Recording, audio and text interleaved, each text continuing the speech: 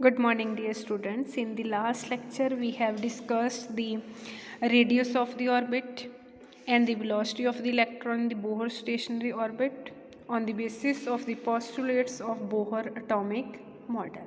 Okay.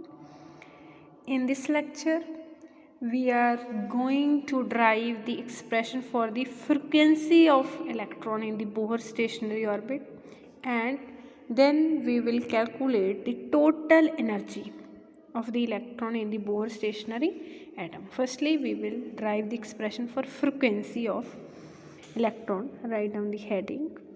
Frequency of an electron in Bohr's stationary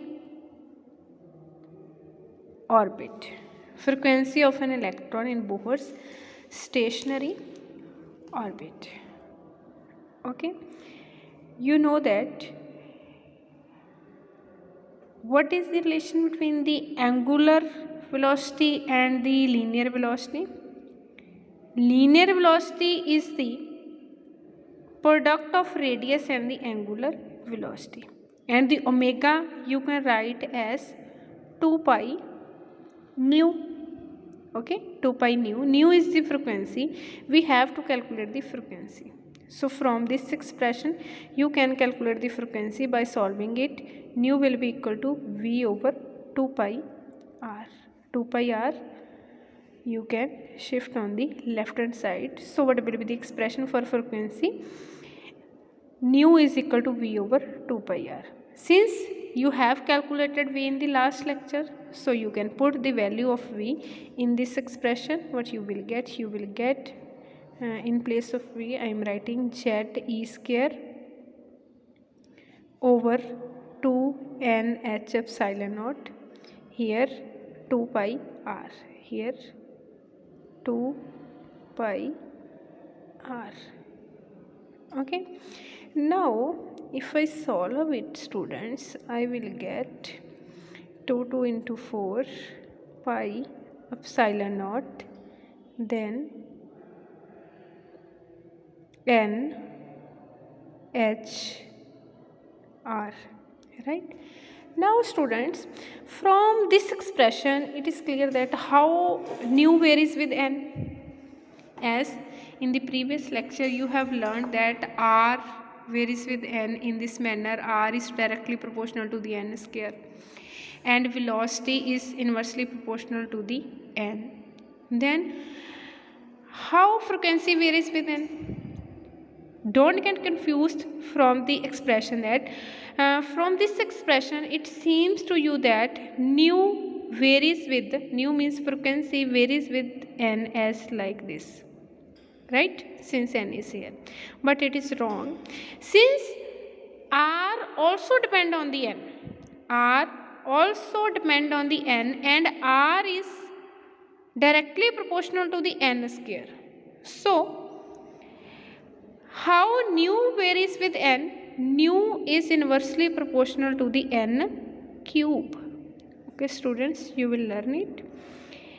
Nu varies with n cube. How? One n is here and also r is directly proportional to the n square. So nu is inversely proportional to the n cube. Okay students, then now you can recall that r is directly proportional to the n square, velocity is inversely proportional to the n, while frequency is the inversely proportional to the n cube. Okay students, now I am moving to the next topic, which is also important for the further derivations of this chapter.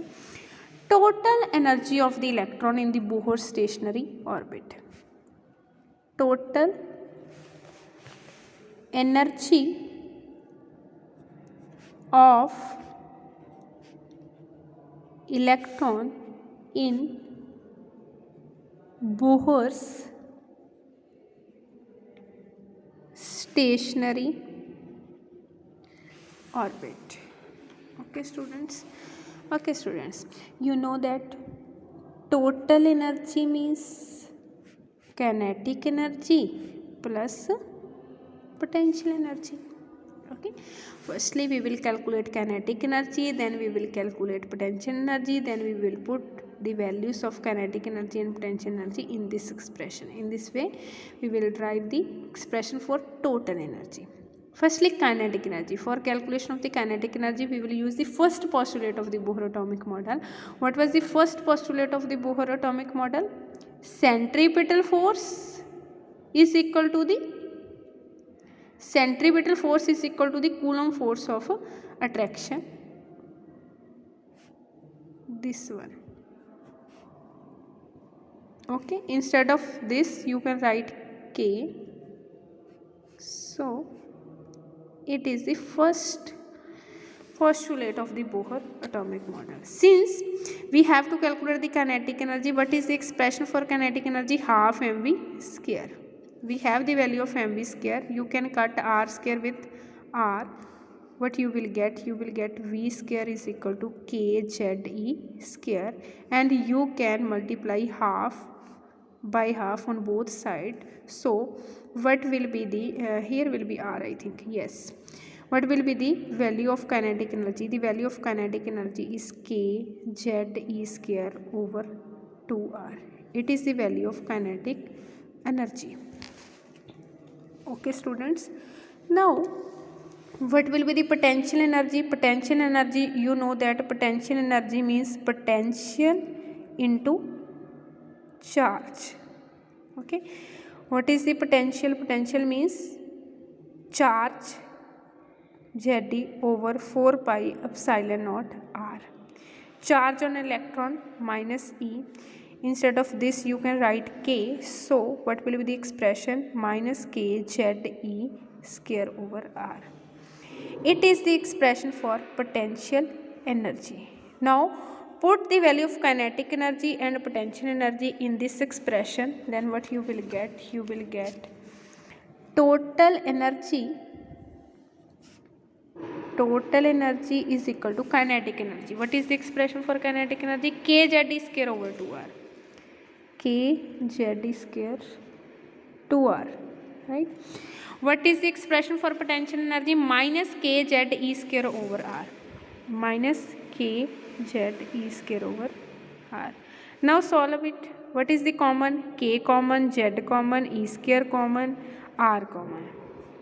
What will be here? Here will be half minus 1. Half minus 1 means minus half. So overall answer will be like this. It is the expression for energy of an electron in the Bohr stationary orbit. In the Bohr stationary orbit. Okay students. Negative sign means there will be the force of attraction. Means to say that electrons are bound to the nucleus. They are not free to leave it. Okay, they are not free to leave the atom. They are bounded to the nucleus. Negative energy means. Even this question may be asked to you that why energy is negative? What is the meaning of energy of the total energy of the electron in the Bohr stationary orbit is negative? Negative energy means there is the force of attraction between the electron and the nucleus. Means to say that electrons are bounded to the nucleus. Okay students. Now students, one more thing. Whenever you put the value of r, you have derived the expression for r. Yes, this expression r. If you put the value of these terms, not n, h epsilon naught z e pi m. Z you will put 1 for the hydrogen atom. So after putting the value, you will get that E is equal to minus 13.6 n square electron volt. Means to say that energy varies with n in this manner. Okay students. What was the value of r? The value of r was n square h square 4 pi square m ke square. Okay, by putting this value you can calculate E and you will get this value. Even you can remember this. Okay. Numericals may come from this concept, that by saying that calculate the energy in the third Bohr orbit. For the third Bohr orbit you will put the value of n as 3, and they calculate the radius. Question may ask, numerical may be like this: calculate the radius of the Bohr's third stationary orbit. For that you will put the value of n as 3. Okay, numericals may come from these concept. Okay students, one more thing, these derivations, firstly you will do these derivations by your hand. Okay, it is the most suitable way to learn the derivations of physics. Okay, bye bye, have a nice day.